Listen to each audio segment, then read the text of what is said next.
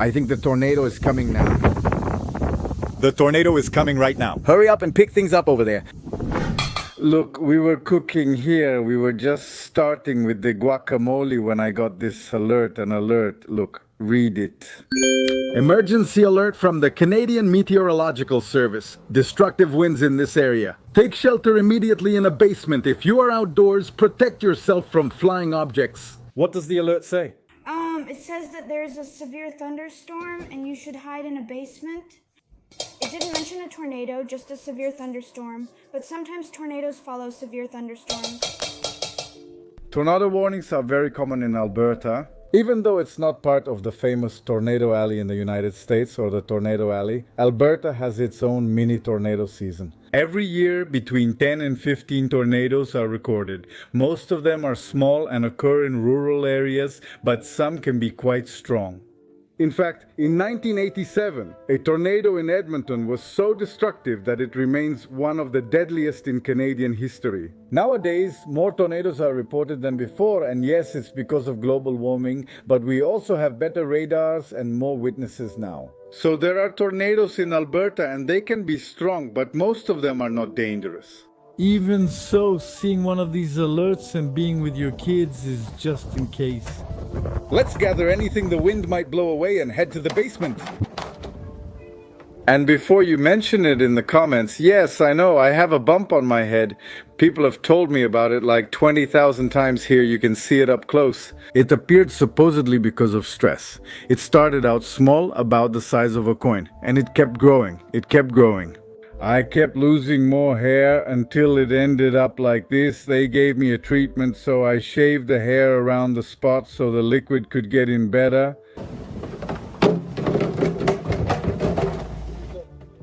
In these last few years, I learned how much stress affects you and how important it is not to have it. It sounds easy in theory, but how do you avoid getting stressed?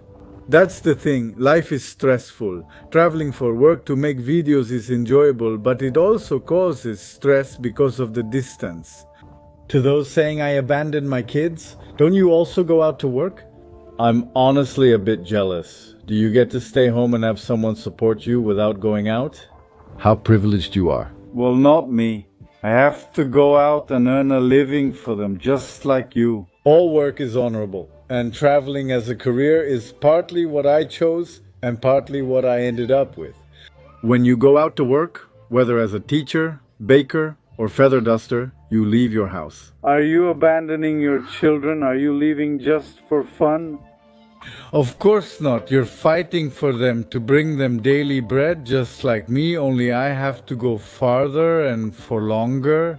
This is nothing new. Fathers who have to leave for work have always existed in the army, the navy, diplomats, scientists, explorers. Many fathers have to leave their children for weeks, sometimes months. It truly saddens me to see that there are fathers in the comments, fathers who know very well the sacrifice of being a parent. Yet they still accuse me of abandoning my children just because I work.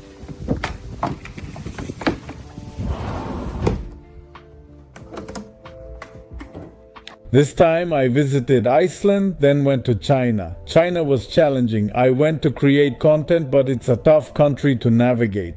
Our Western social media platforms are not available. You have to use VPNs, and to upload videos, you need to use a different VPN for each different social media platform. Since TikTok took over the world, if you're not on it, you basically don't exist on social media. So I had to start from scratch, 0 followers, 0 videos on TikTok. And I have to upload 3 or 4 videos a day to catch up. Because the people I'm competing against have between 25 and 30 million and arriving in China, which is blocked. It was very hard to work about 12, 14, even 16 hours a day. And that's not even the hardest part, recording and uploading videos. The hardest part is being extremely careful not to say anything that could get you in trouble with the Chinese government. Yes, China is really cool, very technologically advanced. But it's still a dictatorship without freedom of speech, and people who speak badly about the Chinese party get into trouble. I tried to video call the kids often, but the time difference was a problem. When I go to sleep, they wake up. But sometimes Can the language barrier be overcome by translating? But I really put a lot of effort into it. It's not just the logistics of moving around, but also the content. It has to be transparent, honest, objective, funny, entertaining, shareable, something people want to watch. There are millions of people wanting to be influencers, and everyone is putting out a lot of quality content. The competition is tough, but I gave it my best. During the time I was in China, I got 500 million views and almost 500,000 new followers across all my social networks. Thank you very much. I'm trying and I'm doing my best. Oh, and while I was in China, my hair started to grow. Little by little, I started to see little hairs growing. The first ones that came out were white, and I thought I was going to look like that. Like a Dalmatian dog with a white patch, but well, I prefer to have a patch of white hair than a bald patch. Here right now, I'm heading to security at the airport in China. I'm about to take the flight home from Shanghai Airport to Edmonton, and I'm going through security. Many people told me they wouldn't let me take my flight and would arrest me before I could leave the country. Because you've been making a lot of videos against the Chinese government and speaking badly about communism. In recent years, after my separation, I have relearned what happiness truly means to me. What is it that truly makes me happy? I realized it's not a high income or being a successful entrepreneur in Canada. Aside from my children, I realized that the other things I had, although very nice and comfortable to have, were not what made me happy. One of the main sources of happiness is your job, which is something I never considered. I never stopped to think, does my job really make me happy? In fact, I was reading that only between 2 and 4% of people in the world truly love and are passionate about their work. They dedicate themselves to something they have a passion for in life. And the rest are only there for their paycheck because it supports you, pays your bills. I was very, very happy being a construction worker, but I also realized that I have a passion for witnessing human rights around the world. How are people being treated here in this country, in that place? How are they doing? How is their economy growing? How is their quality of life? How many rights and freedoms do they have? When I see a group doing well, I can't help but wonder how we're doing. How can we compare ourselves? How can we learn from them? And that's my passion in life, to do my part to communicate how we can improve in Latin America. The greatest sadness in my life is seeing that Latin America, such a rich region, is so full of poor people. Here is my passion. This is what makes me happy, this work, everything that leads me to learn. When I wanted to see what the best country for women would be like, I had the opportunity to go to Iceland. When I wanted to see what the most successful dictatorship in the world would be like, I went to China. When I wanted to see how a country becomes rich in 30 years, I went to Singapore. This is what makes me happy. It's what I want to do. I don't want to be married to someone I don't love. I want to do this, and at the same time, I love it. I feel very privileged that it gives me the opportunity to provide for my children. I saw a video on TikTok from a gossip channel, a person talking about me, and the title of their video is The Jerk. That he got divorced, left his family to travel around the world? No, sir, I didn't get divorced to travel around the world. I took the responsibility that every human being has to seek their own happiness and travel around the world. It was a natural added consequence. I care for my children, love them, set a good example, and teach them that their happiness is their own responsibility. And even though it's very, very hard to leave the kids, incredibly hard to be away from them, this job, the satisfaction and peace it gives me, is the healthiest relationship I've had in my life. This one, oh, how much trouble it's caused. Has it been a problem to bring it? I brought it full of gifts for the kids who ask me for things that are really hard to find. I don't want to open it now, but I'll show you soon. I just landed in Vancouver from my direct flight from Shanghai, my first time arriving in Canada at this airport. I used to be nervous, but now it feels like I'm coming home. For those who ask me, why are there so many Chinese people in Vancouver? Well, this is the port of entry from Asia. It connects Asia with North America. I've gotten used to traveling light on all my trips. I only bring one suitcase, this one and this backpack. If it doesn't fit here or here, then I just don't bring it. I'm not used to carrying extra luggage anymore, but here I go, all just to bring gifts for the kids. The flight from Vancouver to Edmonton isn't very long. It's just a little over an hour, but if I drive, it's about 16 to 18 hours. Finally, in Edmonton, the little suitcase has arrived. I was afraid they'd take it from me at customs because I'm carrying 50. Right now, I'll show you after more than 30 hours of travel, the last stretch, the Uber, to my house from Edmonton Airport. After being in China for 3 months at 35 degrees here in Edmonton, it's going to take me about 3 or 4 days to readjust. Summer is the best time of the year in Canada, and this year I missed it. When I came back from Iceland, it was still cold. When I left for China, it was still cold, and now that I'm back, the cold has started again. I missed the best part, summer.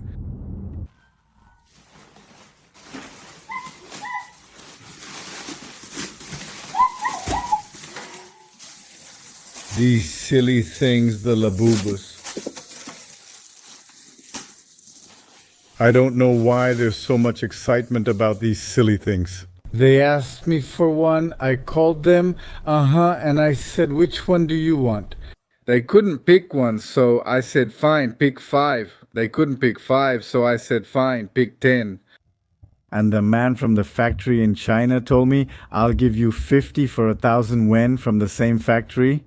What I want is to teach you the power of consumerism and the power of creativity to invent a product that everyone wants if I manage to teach you. Like a product.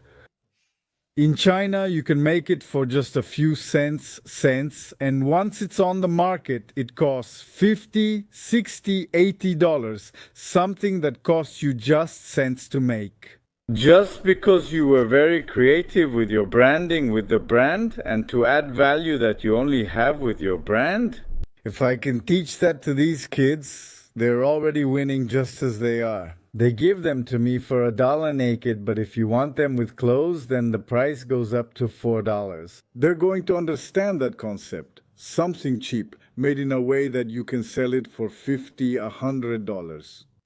That's the most important legacy I can leave. A. It's useless for me to know how to create money, to know how to produce, to know how to generate if I don't teach them. No man is rich if his children don't know how to generate because you'll always be supporting them. Let them learn from now that you don't have to be in a factory working for a boss, working or even going to school.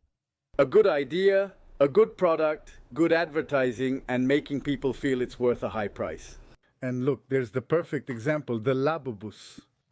Right in the middle of autumn, I had to come back when the leaves are already falling from the trees.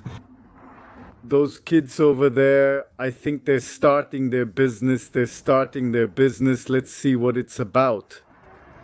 Ah, look, they rake the leaves for you there. It says leaf raking.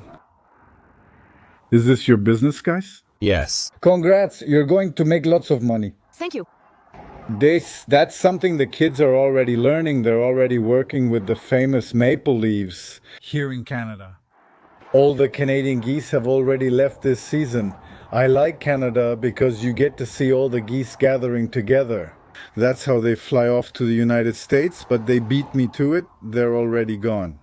This is the last year Canadian geese can go to the United States. Next year, Trump made them need a visa, so they can't enter. Because their feathers are brown and not white. Wow, this is what Canada looks like in the fall. Look, see, typical Canada in the fall. You have red and brown maple leaves everywhere, some yellow ones, and girls looking at their phones. They're not hurrying up. Get to work. Curriculum vitae Canada immigration. Let's see, today is a busy day. I'm going to move my office from my immigration company. I have to move these boxes, these desks. This here isn't much, it's not much. That one's not mine. For those who are going to ask, what about these pieces of furniture here? And I brought my assistants. Here they are. Their break is about to end. We're about to get to work. Here we are on the outskirts of the city, and the clients tell me it's hard to get here. I don't have a vehicle. Public transportation isn't very accessible, and where we're going right now is a very central area. In Edmonton, they can walk or take public transit to get there. The same quality of services we've always offered, everything the same, but more centrally located. If you've seen those adults who don't know how to work in a team, don't want to go to work, argue with the boss, can't follow orders, can they obey authority? Or those teenagers who are already 25 years old, 29. And there they are, living with their parents, those who sue their dad because he doesn't support them anymore when they're already 35. That's how you avoid it. Want to avoid your son being 40 still living at home, relying on you and getting upset? Telling him to pick up his clothes is how you avoid it. It's very important for children to learn the value of work, to see the dedication I have as a father to this business, a family business. It's very important for a child to grow up seeing their parents' hard work. If you look at many of the successful business owners today, it's because they grew up watching their parents work in a business. They saw the effort it takes, and from there they inherit the dedication. And to those who are going to say, oh, that's child abuse, exploiting your kids again. Look, comment all you want. Keep typing away until your phone breaks. That doesn't change reality. Your opinion, insult, or cursing won't change reality. Children should learn the work ethic from an early age. And it's a huge benefit that they're here helping me move the boxes, no matter what your comment says. No one can take this benefit from them. Like the saying, no one can take away what you've already danced. Isn't that the example of good work? There are my 2 kids and my friend's 2 kids, so everyone can learn. Child exploitation? Would it be that my income depends on them or is highly supplemented by them? This is not the case here. I could hurry up and move all this myself, and I would do it faster than teaching the kids to do it. And that's your job as a parent, even if it takes you longer to do a basic task. You have to make sure you teach your child how to do it, to pave the way so they can do it themselves. So that once they're an adult, they can do it more effectively than what you could have taught them. And I don't deny that child exploitation exists. It's very sad when I go to Chiapas and see those kids at the traffic lights, not just in Chiapas, all over Mexico. I've seen kids who should be in bed sleeping and they're not. They're doing a job meant for an adult, supplementing the income of an adult who should be working themselves or maybe shouldn't have had the child in the first place. But we're not going to get into that debate. Let's focus on the point right now, even if it might seem ignorant to some people. Child exploitation. When your child helps you, that's not it. Yes, child exploitation exists, but it's also crucial for children to learn basic tasks. We have to find that balance. I say a few hours a week of complex work and about half an hour a day of chores. They're going to nurture your child in a way that no other education can. He has all the real weed. Look, I can already hear you criticizing, oh, poor kids, set them free, they're slaves. Sure. There you have young addicts, depressed, playing video games, and suing their dad for not supporting them at 35. That's how you avoid it. Give them a 1, 2, 3, 1, 2, 3. But sing along, go ahead and say, I hope it's after work, we go. But sing, come on, but keep singing. That's why you dropped it, because you're not singing. I got a 10 in geography repeated. Come on, and I can already see you. To everyone who's going to report the video, oh, how abusive, what a shame, what a lazy guy, that father exploiting his children, I'm going to report the video. Look, your finger is going to swell. Report it until your finger turns red. My children are not going to be lazy. And the most important lesson of the day, honest work always pays off. And if you want to have your things, your house, your little piece of land, work hard. Oh! And here we are in the new office with that little staircase. You're going to go upstairs and we're on the 2nd floor. We haven't put up any signs yet. It doesn't show up on the map yet. We're just starting. It's the first day, but it's gonna be there. This avenue here is called White. It's the one with the most pedestrian traffic in the city of Edmonton. It's kind of like the downtown, like the main avenue of Edmonton, the main street that has businesses and shops. We're right here, look, and this one isn't mine, by the way. It's the neighbors, it says. Handmade Japanese knives. This is their door, where next to it, it's written like this. Look, White Avenue, White. And as I was telling you, everything that makes me happy, this is another cornerstone of my happiness, which is immigrants helping immigrants. I'm going to share with you here all the challenges of living in Canada and how the country has changed, adapted, evolved. Some things have improved and many more have gotten worse. It's harder than before, but there are also many more advantages than there used to be. The path for immigrants, sharing my journey as an immigrant and helping immigrants has also been a big part of my passion in life, and I am very satisfied with the help that we have been able to provide to immigrants in this company. Look at the moon, look. Wow, really bright. We used to come here for long talks with Susan, and we'd lose track of time and night would fall on us. We didn't realize how late it was, and I still haven't noticed. I have my China SIM card, so I can't use data or call an Uber. I forgot to switch it. Alright, let's run, because I'm really cold, I'm freezing. She's already used to it, but I'm not yet. Here we go. I put her little blanket over there for the girls so she won't get cold. Here we go. Alright, let's keep going. The advantage of these strollers is that you can run with them. They're called jogging strollers. You can run with them. They have big wheels like this and a front wheel that moves, which lets you run with them. By the way, my hair has grown back. Look, I don't have a bald spot anymore. The white hairs started growing little by little, then they turned black and so on. Well, I've relaxed a bit more now. I'm a bit calmer now, and let's keep going. And I'll keep updating you here. May courage be with you, and see you next time.